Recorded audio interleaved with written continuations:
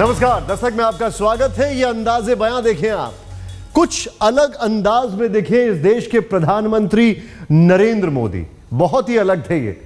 Japan में प्रधानमंत्री नरेंद्र मोदी को उम्मीद से ज्यादा मिला, बहुत ज्यादा भरोसा और विश्वास जीतने गए थे, लेकिन जापान से मिला 2,10,000 करोड़ का निवेश का करार।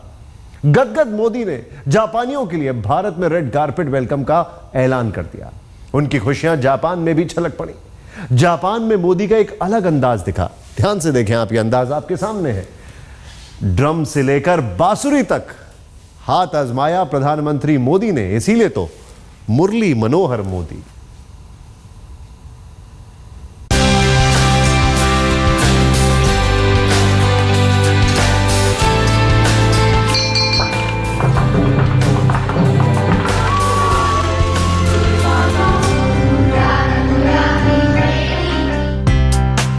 एक मोदी हजार अफसाने।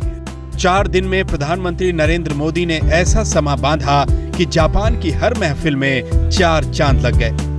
एक मोदी के कई रंग दिखे, जोश की तरंग दिखी, बाल सुलभ बर्ताव दिखा, तो एक राजनीतिज्ञ की पहचान दिखी। एक विकसित और तेज गति से बढ़ता भारत न केवल एक विशाल आर्थिक अवसर रहेगा जिससे जापान को भी बहुत लाभ मिलेगा, बल्कि वह दुनिया में लोकतांत्रिक शक्ति को मजबूत करेगा और स्थिरता बढ़ाने में एक बहुत बड़ा कारण बनेगा। मैं समझता हूं कि इसमें दोनों देशों का लाभ है। उसी मोदी का एक और अवतार दिखा। जिस मोदी की धुन पर 125 करोड़ हिंदुस्तानी नाच रहे हैं, उस मोदी की एक और धुन सुनाई पड़ी है। मोदी की बांसुरी जापान में बजी। बांसुरी जापानी थी, लेकिन धुन 100% हिंदुस्तानी थी। मुरली बजी तो माहौल मनोरम हो गया। नरेंद्र मोदी मानो मुरली मनोहर मोदी बन गए, मानो बांसुरी की धुन पर दोनों देशों की तरक्की के लिए दुआ कर रहे हैं। लोकतांत्रिक अधिष्ठान पर ये दोनों देश अपने अपने तरीके से प्रगति कर रहे हैं और आज मिलजुल करके हम एशिया में पीस और प्रोग्रेस के लिए कैसे उपयोगी हो सकते हैं और आने वाले दिनों में विश्व के परिवेश में एशिया कैसे अहम भूमिका निभा सकता है, उसकी गहरी चर्चा करने का मुझे आज प्रधानमंत्री आबे के साथ बातचीत करने का अवसर मिला। पहले मुरली बजी, फिर नगाड़ा बजा और बजाने वाले प्रधानमंत्री नरेंद्र मोदी। भारत और जापान के रिश्तों को 4 कदम आगे ले जाने वाले मोदी अपनी यात्रा के चौथे दिन अचानक ड्रम बजाते दिखे। मौका भारत और जापान के छात्रों के साथ उनके संवाद का था। मोदी ने पहले TCS के छात्रों को संबोधित किया। वहां जापानी परंपरा में उनके स्वागत के लिए ड्रम भी रखे हुए थे। जब ड्रम बजाने वाली जोड़ी ने मोदी के स्वागत में ताल ठोकी, तो इस ताल के बाद मोदी के भीतर छिपा संगीतज्ञ जाग गया। प्रधानमंत्री ने तुरंत ड्रम बजाने का फैसला किया। पहले मोदी खुद ड्रम बजाते रहे, इसके बाद जापानी वादक को अपने साथ जुगलबंदी करने का इशारा किया और फिर शुरू हो गई जुगलबंदी। ड्रम पर मोदी ने ऐसी छाप छोड़ी मानो नगाड़ा बजाने का पुराना अभ्यास है। इस कार्यक्रम में उन्हें स्मृति चिन्ह के तौर पर जापानी घंटी दी गई। मोदी ने स्मृति चिन्ह को हाथों में संभालते ही उसको बजाकर परखा और परखा उस ज्ञान को जो भारत की परंपरा भी है और पहचान भी। और 21वीं सदी ज्ञान की सदी है।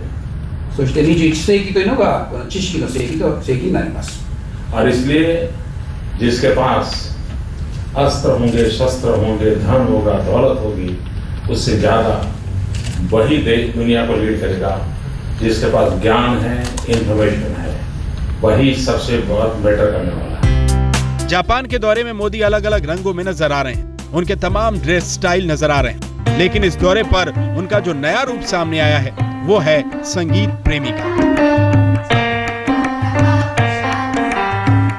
एक बार फिर देखिए मोदी ने कैसे बांसुरी की तान छेड़ी। तो ये मोदी का संगीत प्रेमी है कि उन्होंने ड्रम बजाया और जैसे ही घंटी थामी उसे भी बजाया।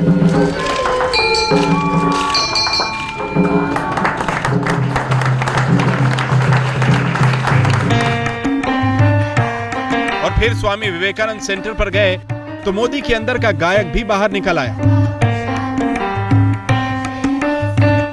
वंदे मातरम की धुन पर मोदी गुनगुनाने लगे और लोगों को बताया कि हिंदुस्तान के मायने क्या हैं।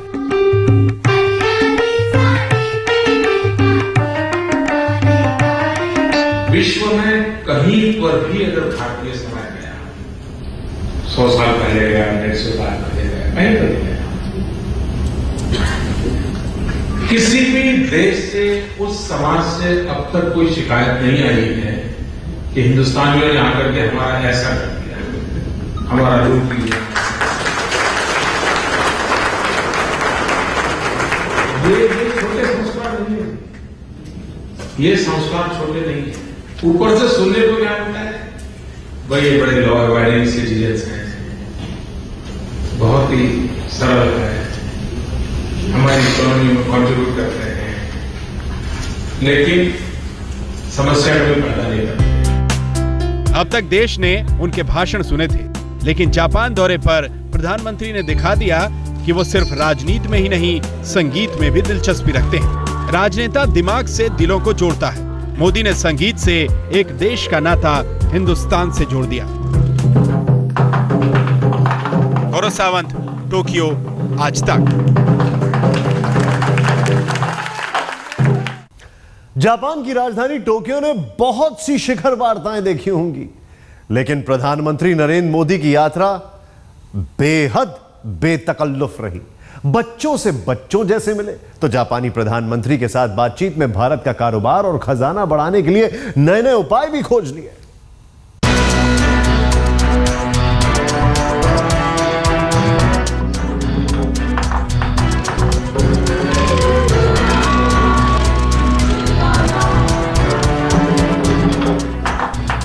जिस ड्रम को बजाकर प्रधानमंत्री नरेंद्र मोदी ने जापान से हिंदुस्तान के मजबूत रिश्ते की दुंदुभी बजाई, उस ड्रम की जापान में काफी अहमियत है।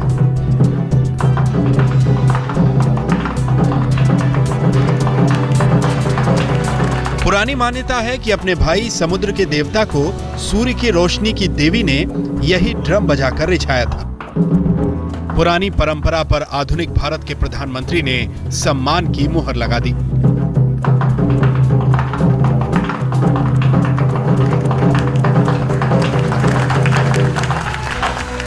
आज की मैं मिनिस्ट्री फॉर्मेशन जो होता है उसके संदर्भ में हमारी उस पुरानी माइथोलॉजी को सोचूं तो हमारे यहाँ पूरा एजुकेशन माता सरस्वती, गॉडेस सरस्वती से जुड़ा हुआ है।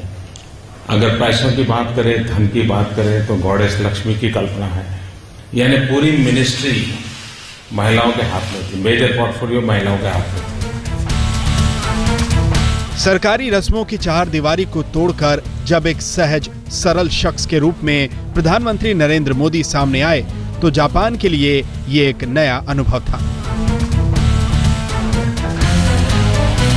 मोदी ने बातों बातों में जापान का दिल जीत लिया। मोदी के स्वागत में जापान बिछ गया। अब प्रधानमंत्री ने जापान से कहा है, पधारो हमारे देश। आमतौर पर भारत की पहचान ये बन जाती है, भाई छोड़ो यार, वहां रेड टेप है, पता नहीं सरकारी कारोबार में कब गाड़ी चलेगी। मैं आपको विश्वास दिलाने आया हूं, आज भारत में रेड टेप नहीं, रेड कारपेट है। सारे हमारे पुराने रूल्स एंड रेगुलेशंस में परिवर्तन लाने का किसी एक सरकार ने काम किया हो तो आज हिंदुस्तान की सरकार है। दिल सिर्फ शब्दों से नहीं जीता जाता, उसके लिए दिल की गहराइयों में उतरना पड़ता है, और इसके लिए गीता से बड़ा ग्रंथ और क्या हो सकता है। तभी तो मोदी ने जापानी प्रधानमंत्री शिंजो आबे को गीता भेंट की। हिंदुस्तान की बौद्धिक चेतना की आत्मा है गीता।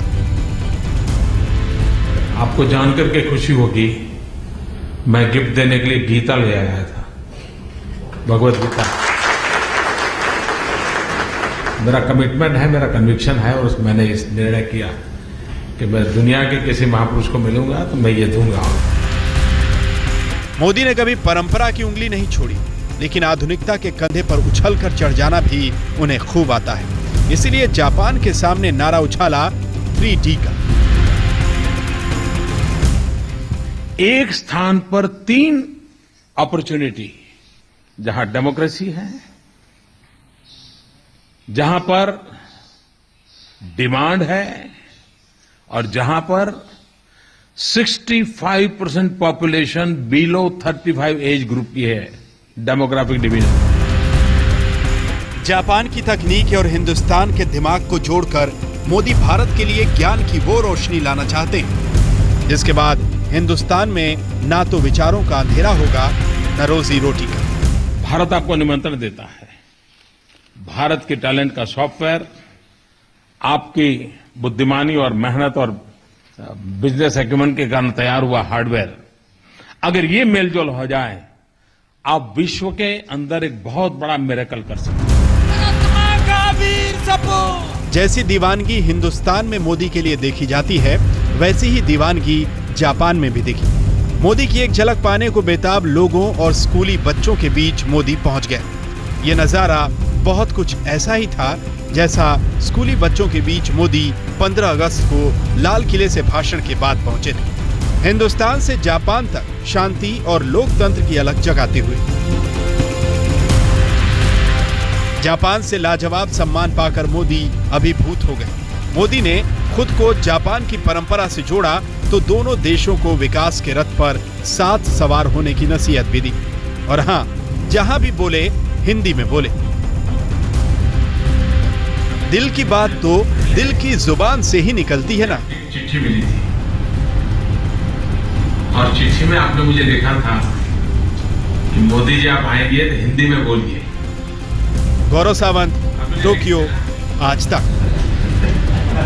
प्रधानमंत्री नरेंद्र मोदी ने जापान दौरे के चौथे दिन कारोबार और निवेश के नए नए मंत्र तलाश लिए हैं। जापान को हार्डवेयर और भारत को सॉफ्टवेयर करार देते हुए 3D का नया मंत्र कारोबारियों के कानों में फूंक दिया। मोदी ने भरोसा दिलाया कि भारत में अब रेड टेप नहीं, रेड कारपेट पर भरपूर स्वागत होगा। आमतौर पर भारत की पहचान ये बन जाती है, भाई छोड़ो यार, वहां रेड टेप है, पता नहीं सरकारी कारोबार में कब गाड़ी चलेगी। मैं आपको विश्वास दिलाने आया हूं, आज भारत में रेड टेप नहीं, रेड कारपेट है और ये रेड कारपेट आपका इंतजार कर रही है। हमने इतना ईज ऑफ। नरेंद्र मोदी का दावा है कि तिरंगे के देश से लाल फीताशाही की फांस दूर हो गई है। लाल रंग स्वागत के लिए बिछे कालीन में तब्दील हो गया है।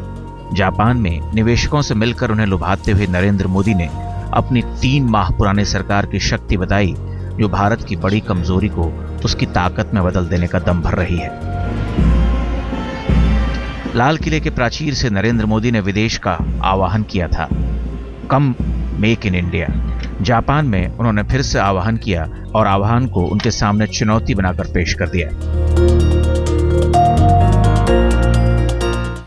कल का हमारा जॉइंट स्टेटमेंट आपने देखा है।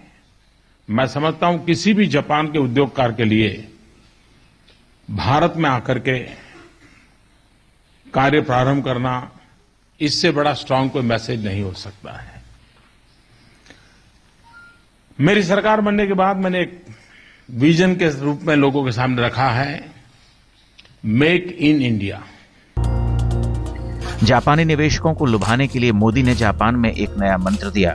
नरेंद्र मोदी बोले, दुनिया में भारत ही एक ऐसा देश है जहां 3D एक साथ दामन बिछाए बैठे हैं। ये एक ही जगह ऐसी है जहां डेमोक्रेसी है, जहां पर डिमांड है और जहां पर 65% पॉपुलेशन बिलो 35 एज ग्रुप की है, डेमोग्राफिक डिवीजन। तीनों जगह बातें एक स्थान पर वैसी विश्व में एक भी जगह नहीं। और democracy safety, security and justice की गारंटी देती है। निवेश की नीति को राजनीतिक कर्तव्य और धर्म मानने वाले नरेंद्र मोदी ने कहा कि निवेशकों के लिए भारत ईश्वर का वरदान है, एक अतुल्य देश जो विदेश के बाजारों के लिए अपनी बाहें खोले इंतजार कर रहा है। आप अपने आप को के विस्तार के लिए, अपने आप के ग्रो के लिए, आप जो जिस जगह की तलाश में हैं, मैं आपको विश्वास दिलाता हूं, मैं आपको निमंत्रण देता हूं, शायद भारत से बढ़कर के आपके अनुकूल और कोई जगह नहीं है। ये मैं विश्वास दिलाने आया हूं। जापान के निवेशकों को भारत भूमि पर आमंत्रित करते हुए नरेंद्र मोदी बोले कि जापान और भारत दोनों एक दूसरे के लिए बने हैं, दोनों एक दूसरे के बिना अधूरे हैं। तकनीक के नजरिए से उन्होंने जापान को हार्डवेयर करार दिया तो भारत को सॉफ्टवेयर माना। मोदी को उम्मीद है कि इस मेल से चमत्कार होगा। आप उस चमत्कार का इंतजार कीजिए। निवेश की मांग करते हुए नरेंद्र मोदी ने जापान को 3D फॉर्मूला दिया। डेमोक्रेसी यानी प्रजातंत्र, डेमोग्राफी दुनिया का सबसे बड़ा युवा वर्ग और डिमांड दुनिया का सबसे बड़ा बाजार, ये तीनों भारत में है और निवेश से फायदा जापान को भी होगा। साथ ही उन्होंने ये भी कहा कि सरकार बदलने के बाद अब उनके शासनकाल में जापान को रेड टेप नहीं, लाल फीताशाही नहीं, रेड कारपेट मिलेगा। जापान भी खासा प्रभावित है और निवेश बढ़ाने का आश्वासन दे रहा है। कैमरामैन कृपाल सिंह के साथ गौरव सावंत, टोक्यो आज तक। तो कुछ तो बात है इस देश के प्रधान सेवक, जिसने जापान की धरती से बता दिया कि इस देश की सेवा करना ही उनका धर्म है और कर्म के मार्ग पर चलकर ही इस धर्म तक वो पहुंच रहे हैं।